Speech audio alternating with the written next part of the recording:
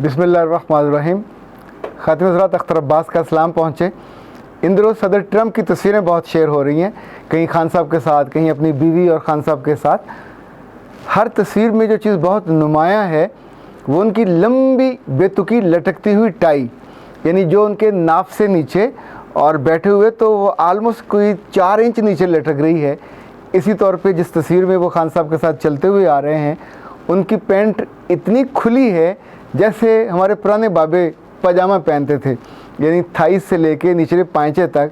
तो मैं सोच रहा था कि ट्रंप के आसपास क्या कोई भी जो इमेज कंसल्टेंट होता वो नहीं है।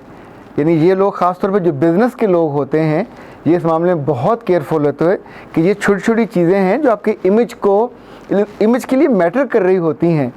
इवन जब आप बोलते हैं तो कौन से लफ्ज़ बोलने हैं, व्हाट टू से व्हाट नॉट टू से, इनको हर कुछ दिनों के बाद अपने कुछ जुमलों का वजाहत करनी पड़ती है कि मैंने जो कहा उसका मतलब वो नहीं था, कुछ और कह जाते हैं। इसी तौर पे जब वो खड़े होते हैं, जो बैठे होते हैं, जो उनके चेहरे पे आई लाताल्लुकी होती है या उसको हमेशा वो एरोगेंस में ढल जाती है।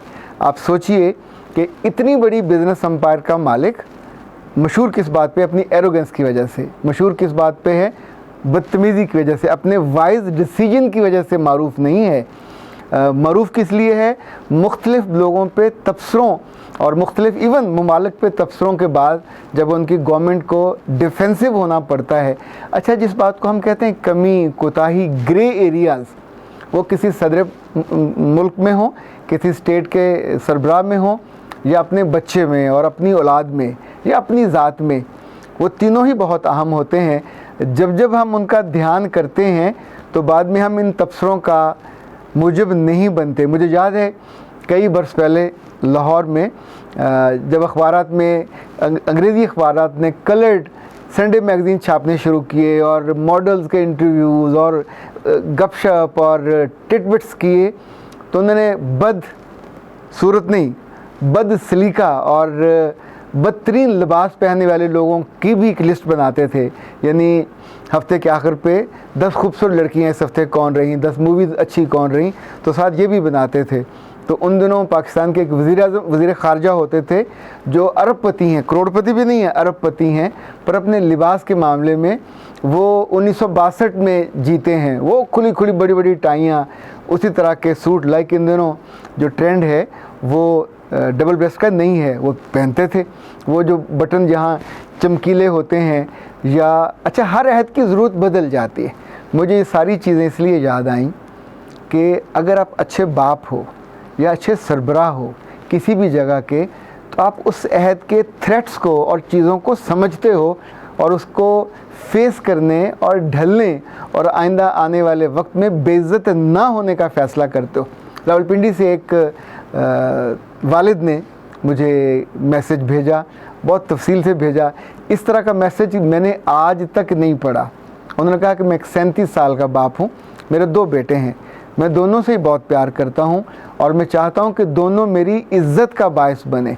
मैं ये चाहता हूँ कि कभी इनकी कोई बेइज्जती ना करे, कभी ये कोई ऐसा गलत काम ना करें कि जिस पे इनको शर्मिंदगी उठानी पड़े, और ना इनकी किसी हरकत से ऐसा हो कि मेरी आंखें झुक जाएं।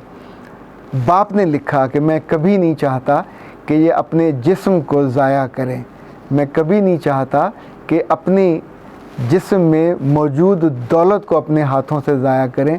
सो मैंने फ़ैसला किया है कि इनकी 15-16 साल की उम्र में शादी कर दूं। तो क्या यह मेरा फ़ैसला दुरुस्त है? और मैंने उनको फिर जवाब दिया कि बाप की मोहब्बत अपनी जगह पे, लेकिन मुझे लगता है कि हमारा जो मौजूदा कानून है ये इतनी जल्दी की इजाज़त नहीं देगा। ये कम से कम 18 साल होना मांगता है। और इसी तौर पे जब आप जिससे शादी करोगे, जिस बच्ची को घर में ब्याह के लाओगे, छोटी होगी, कम उम्र होगी, उसके बराबर होगी, पर उसके भी अम्मी अब्बा तो पूछेंगे कि हमारी बेटी जिस घर में ब्याह के जाएगी वो उसका मियाँ वो क्या करता है। इसलिए कि शादी तो उसी लड़के से होगी जिसके निकाहनामे पे दस्तखत होंगे। उसकी पोजीशन, उसकी पढ़ाई दोनों बहुत अहम हैं। सो मैंने उनसे गुजारिश की कि आपकी ख्वाहिश बहुत अच्छी, उसके लिए थोड़ा सा हम जो तरीका है उसका एक फ्रेमवर्क बना लेते हैं। लाइक अगले 2 से 3 सालों में आप ये कीजिए कि बेटों को बिज़नेस बना के दीजिए। ये जो यूनिवर्सिटी तक पढ़ना है ये बिल्कुल कारेला हासिल है। आप सिर्फ एक सफ़ेद पोश वाइट कॉलर जॉब के लिए तैयार होते हैं, उसमें कभी भी आप ना तो दौलतमंद बन पाते हैं और ना आप आसूदा हो सकते हो।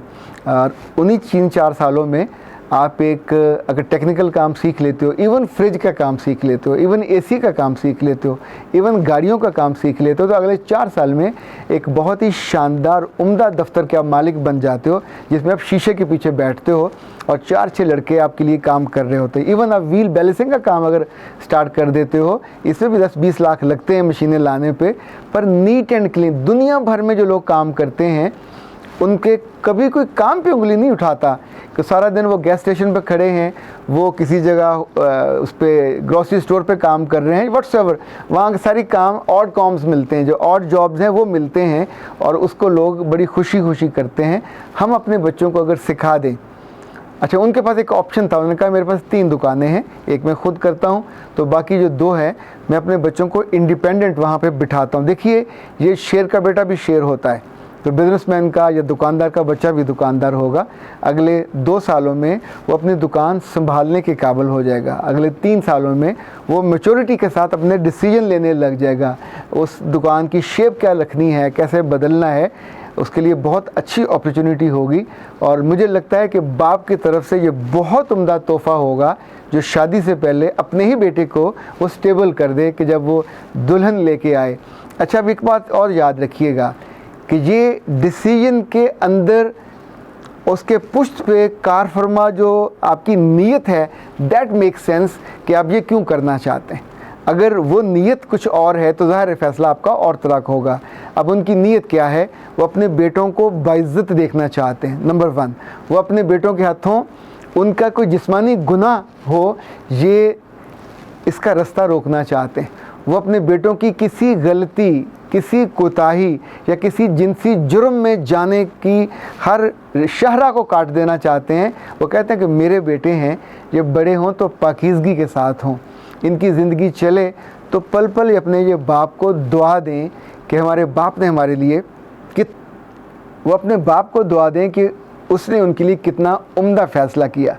वो सारे खातिन हज़रात जो इस वक्त जिनके साथ मैं बात कर रहा हूँ, जो मेरे सामने हैं या जो सुन रहे हैं, आप में जो भी अब्बे हैं आप बहुत अच्छे हैं, पर आप और भी अच्छे हो सकते हो अगर आज इस ड्राइव के बाद, इस ऑफिस के बाद, इस मीटिंग के बाद आप घर जाके एक कागज़ लेके बैठें और अपने बच्चों के बारे में उस पर लिखें कि मैं अपने बेटों के बारे में, अपनी बेटियों के बारे में क्या सोचता हूँ। नंबर 1, नंबर 2, नंबर 3 जो सोच का सबसे फौरी आने वाला एहसास है उसको लिख लीजिए। नंबर 2 फिर लिखिए कि मैं अपने बेटों और बेटियों में कौन सी 3 मेजर खूबियाँ देखना चाहता हूँ कि जब भी कोई उनका ज़िक्र करे तो मेरे नाम के साथ करे कि ये चौधरी मोहम्मद इस्माइल के, चौधरी मोहम्मद अकबर के, चौधरी मोहम्मद अशरफ के, चौधरी मोहम्मद अनवर के किसके बेटे हैं और किस ख़ानदान से इनका ताल्लुक़ है और ये खूबियाँ इनके अंदर क्यों आई हैं। याद रखिएगा जितनी क्लैरिटी आपको इसमें हो आप अगर चाहते हैं कि आज मटन पके तो मटन ही ख़रीदने जाओगे ना, बीफ कैसे ले आओगे।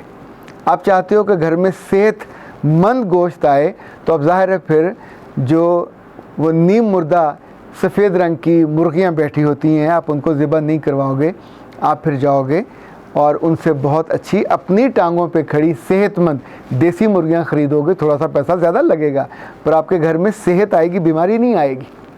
तो जो भी आप फ़ैसला करोगे इनफैक्ट वो उसके अंदर इनबिल्ट है कि आप चाहते क्या हो। तीसरी चीज़ लिखेंगे कि मैं अपने बेटों से और बेटियों से क्या नहीं चाहता कि ऐसे कभी ना बने। अब ये 3 अलग अलग चीज़ें हैं। सो ये करने के बाद आप सिंपल ये करें, अपने कंप्यूटर पे बैठिए, इसको टाइप कीजिए, कंपोज कीजिए और उसका प्रिंट ले लीजिए।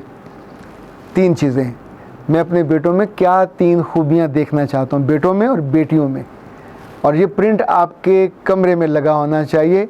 इससे आपकी बीवी भी बाखबर हो और इससे आपके बेटे भी बाखबर हों और बेटियां भी बाखबर हों कि आने वाले 8 सालों में, 10 सालों में, 3 सालों में देखें घर में जहाँ कच्चा गोश्त रखा हो पकने से पहले रेसिपी भी तय होगी ना कि ये अचारी गोश्त बनेगा, शोरबे वाला बनेगा, मसाले वाला बनेगा, कढ़ाई बनेगा।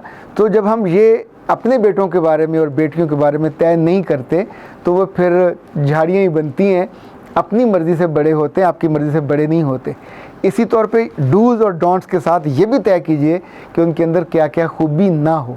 बहुत से बच्चे हैं जो लोगों को फेस नहीं कर सकते, बहुत से बच्चे हैं जो डरपोक होते हैं, बहुत से बच्चे हैं जो आई कांटेक्ट नहीं करते, बहुत से बच्चे हैं जो झूठ बोलते हैं, बहुत से बच्चे हैं जो एरोगेंट होते हैं, बहुत से बच्चे हैं जो टीम प्लेयर नहीं होते, बहुत से बच्चे हैं जो बदजुबान होते हैं, दूसरे का दिल नहीं रखते, दिल तोड़ देते हैं। सो जो खराबियाँ आपने बच्चों में देखी हुई हैं उनको नोटिस कीजिए, उनको मेमोराइज़ कीजिए, रिकॉल कीजिए और फिर लिस्ट में लिख लीजिए। तो सिर्फ 9 बातें आपको याद करनी होंगी, अपने सामने लिखनी होंगी। 3 बेस्ट खूबियाँ जो आप चाहते हैं, 3 बदतरीन चीज़ें, जो वर्स्ट चीज़ें जो आप चाहते हैं आपके बच्चों में ना हो, और जो तीसरा है इनफैक्ट आप अपने बच्चों के बारे में ख्वाब क्या देखते हो, वो किन घरों में जाएंगे, वो कैसे बिहेव करेंगे, वो क्या बनेंगे।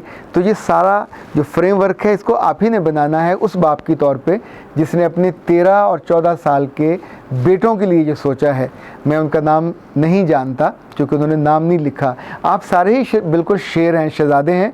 जब मैसेज करते हैं तो फ़ौरन शुरू हो जाते हैं। हमेशा पहले अपना नाम लिखा करें, अपने शहर का नाम लिखा करें, थोड़ा अपने बारे में 2 लाइनें लिख के फिर आगे सवाल किया। बाद लोग तो ऐसे भी हैं जो फ़ौरन कहते हैं सर हमें आपसे मदद चाहिए, तो मैं उन्हें लिखता हूँ, जवाब देता हूँ कि भले लोगों, ये सिर्फ ये जो होते हैं सिग्नल वहाँ मांगने वाले फ़कीर करते हैं कि जाने बिना आते हैं नौकिया का मुझे तुम्हारी मदद चाहिए। तो प्लीज़ जब आप मैसेज करें, फ़ोन करें तो फ़ौरन मदद ना मांगा करें, फ़ौरन से वो जो कटसी के साथ अपना तारुफ कराया। ऐसे ये तो बरसबील तज़किरा बात थी, असल हम उसी को कंक्लूड करते हैं अपने बेटों के बारे में और बेटियों के बारे में। याद रखिएगा, आपकी क्लैरिटी आपके बच्चों का मुस्तकबिल रोशन कर देगी। और अगर आप अंदर से बुझे हुए हो और आपका ख्वाब ही कोई नहीं है तो बच्चों की आंखों में भी कोई ख्वाब नहीं होगा, और जिन बच्चों की आंखों में ख्वाब ना हो उनका मुस्तकबिल भी कोई नहीं होता। अख्तर अब्बास को इजाज़त दीजिए। अस्सलाम वालेकुम।